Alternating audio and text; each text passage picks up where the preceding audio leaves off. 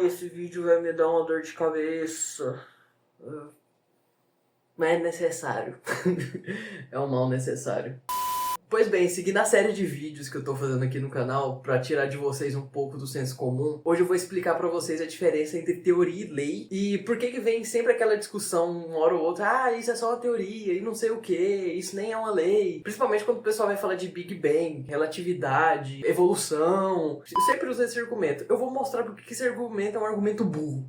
Oi, pra quem não me conhece, meu nome é Rubens, eu sou físico, mestre em física e estou fazendo doutorado em física pela UFRJ. Em primeiro lugar, minha meta com esse vídeo é mostrar pra vocês, de fato, qual que é essa diferença de lei e teoria, pra vocês tirarem esse senso comum da cabeça de vocês, mas não só isso, pra quando você entrar num debate e alguém falar assim, mas isso é só uma teoria que não sei o que, você saber exatamente o que responder, você saber como responder e você saber como indicar pra uma pessoa um vídeo falando exatamente o que eu vou falar agora, porque é esse vídeo que você vai indicar pra pessoa, pra ela entender de fato o que é teoria e lei. Porque tem uma confusão muito grande que eu passei por isso até no meu ensino médio, de professor falando, teoria e depois quando é comprovado vira lei. Não é assim que funciona. Convém, antes de eu falar o que é uma teoria, eu explicar primeiro o que é uma lei. Porque lei é um conceito que é até mais direto de entender e mais fácil do que uma teoria. Eu vou pegar como exemplo leis de Newton, lei da gravitação universal, lei de Hooke, que seja, leis da termodinâmica, lei de Faraday e Lenz, lei de Ampère, lei de Gauss, tudo é lei. Mas o que todas elas têm em comum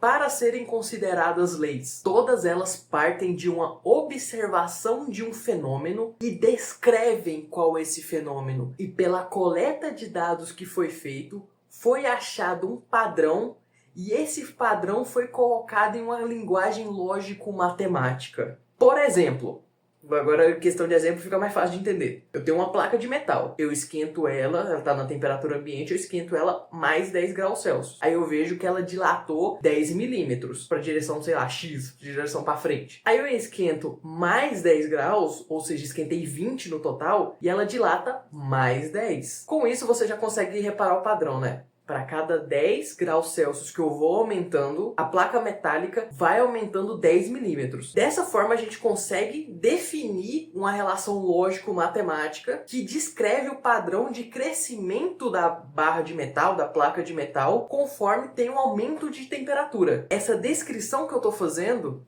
que eu estou conseguindo colocar em uma linguagem lógico-matemática, é o que a gente chama de lei. Uma lei tem um caráter apenas descritivo de um fenômeno. Ela só descreve. É só isso. Você está olhando para um fenômeno, descrevendo ele, pegando o padrão e colocando na matemática, na lógica barra matemática. É isso. A lei não se importa em por que o fenômeno ocorre, nem como ele ocorre. Ela só vai lá e fala assim, olha, ocorreu e foi desse jeito. E para toda lei, existe um limite de onde ela é válida.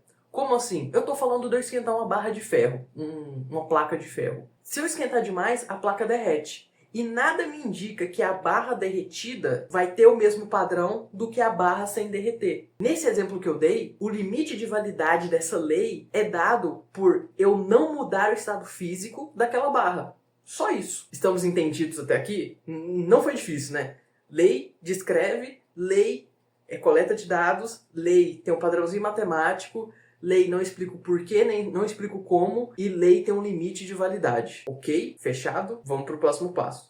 Mas aí, você tem uma pulguinha atrás da orelha, que eu também te compreendo, que é o seguinte, se a barra está crescendo conforme eu aumento a temperatura, o que está fazendo isso acontecer? Por que isso acontece? Qual que é o mecanismo por trás? Então daqui pra frente você já tem um indício de qual que é o papel da teoria, né? A teoria é justamente o que vem para explicar o porquê que isso ocorre. A teoria evidencia qual que é a engrenagem que faz a lei funcionar. Toda teoria tem um caráter explicativo e generalizador. Ou seja, ela está explicando um fenômeno e ela não explica só aquele fenômeno, ela tenta generalizar, por exemplo, para todos os tipos de metais, todos os tipos de materiais, que seja, como que a gente vai fazer esse tipo de previsão de crescimento conforme a temperatura ou alguma coisa assim. Então, se eu te responder que o aumento da barra conforme eu aumento a temperatura é dado porque a temperatura é o grau de agitação médio das partículas e quando as partículas estão mais agitadas, elas ocupam mais espaço,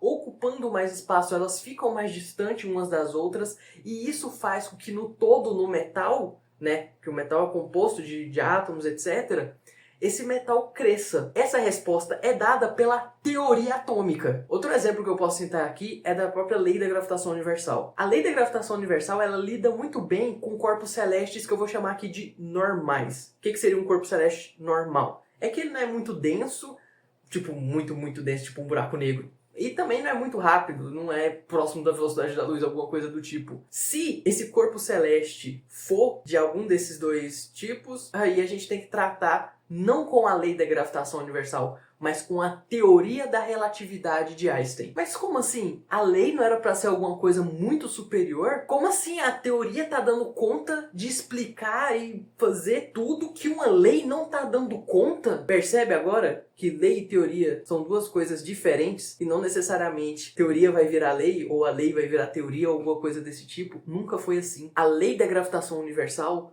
não consegue explicar coisa que a teoria da relatividade consegue explicar muito bem. E dá certo. A lei da gravitação universal, ela não consegue explicar por que gravidade existe, não consegue prever a existência de buraco negro, não consegue explicar o porquê que a órbita de Mercúrio é do jeito que é.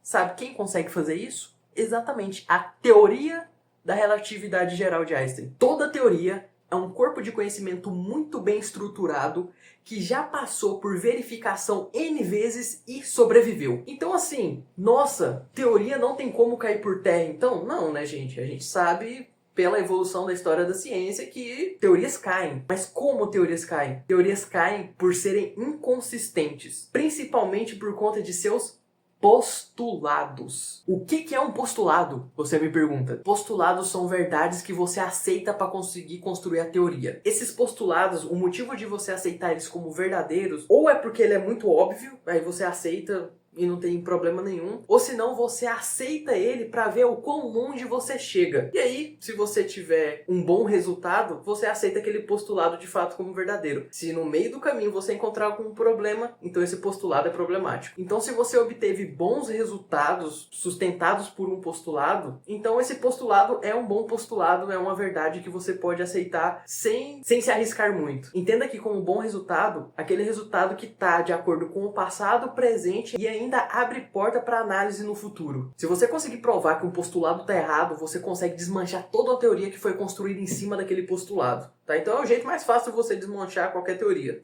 Tenta aí, boa sorte. Ah, como é que eu faço para provar que um postulado está errado? Bem, diretamente, sei lá.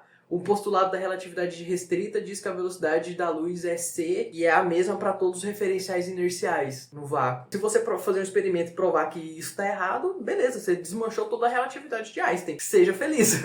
É isso. Outro jeito de você mostrar que aquele postulado é errado, que aquele é um postulado falso, é mostrar que aceitar aquele postulado como verdadeiro te leva a um absurdo que não tem respaldo nenhum na realidade. Então assim, se você quer provar como é errado a teoria da evolução de Darwin, começa tentando derrubar os postulados dela. Se você quiser provar que a relatividade de Einstein está errada e, portanto, a Terra é plana, fica à vontade, desmancha lá os postulados de alguma forma. Mas antes de mais nada, eu tenho que te lembrar e te alertar uma coisa muito específica. A natureza não é óbvia. Se fosse, não existiria cientista e não existiria mistério nenhum no ato da gente estudar a natureza. E às vezes as teorias para explicar algum fenômeno na natureza, elas são tão contraintuitivas, mas tão contraintuitivas, primeira coisa que você pensa é que a teoria tá errada para explicar determinado fenômeno. Você pensa, porra, a natureza não pode ser assim. Mas não é a natureza que tem que reduzir sua complexidade de forma a se fazer ser entendida por nós. Somos nós que temos que ir muito longe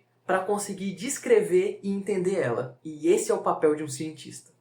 Mas é isso, eu espero que vocês tenham gostado, espero que esse vídeo seja útil tanto para o pessoal que quer entender melhor sobre a diferença entre lei e teoria, mas também o pessoal que vai em debate e não sabe direito falar o que é uma lei, o que é uma teoria, o pessoal que fica de pseudagem falando, isso é só uma teoria, nunca foi provado como lei, não sei o que. Tem nada a ver uma coisa com a outra, eu espero que tenha ficado bem claro. E além disso, eu espero que esse vídeo sirva de referência para futuras pessoas que queiram entender melhor sobre isso e esse vídeo seja repassado. Então, sim, se puderem me ajudar, eu agradeço muito, comentando, compartilhando, curtindo. divulgando esse vídeo, divulgando o canal, porque como eu disse, a meta é fazer isso aqui crescer cada vez mais. E eu tô cada vez melhorando um pouquinho a nível de edição, a nível de equipamento, de alguma forma. E vamos deixar isso aqui cada vez mais profissional. É isso. Muito obrigado a atenção de todos. Fiquem em paz e tchau!